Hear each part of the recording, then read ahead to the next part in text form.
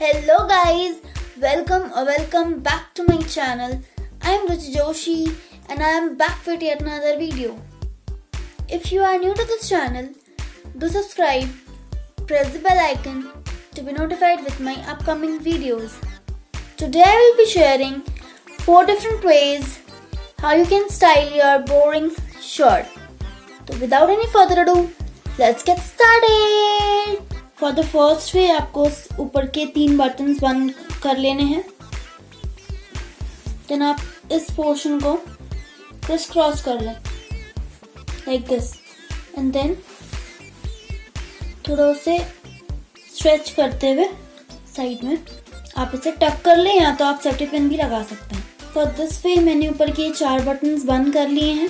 Then फिर मैं इस पोर्शन को जो मेरे लेफ्ट हैंड में है उसे मैं ऐसे क्रॉस करते हुए लास्ट वाले बटन के बीच में जो गैप होता है, 3rd बटन 4th बटन के बीच में गैप है, उस गैप से निकालूंगी बाहर की तरफ, अंदर से बाहर की तरफ. ये कुछ इस तरीके का दिखेगा. एंड फॉर द 3rd वे आप इस पोर्शन को सेम गैप में से बाहर से अंदर की तरफ ले जाइए. और 4th वे इस हाफ वाले पोर्शन को मैं अंदर टक कर लूंगी. Thank you for watching.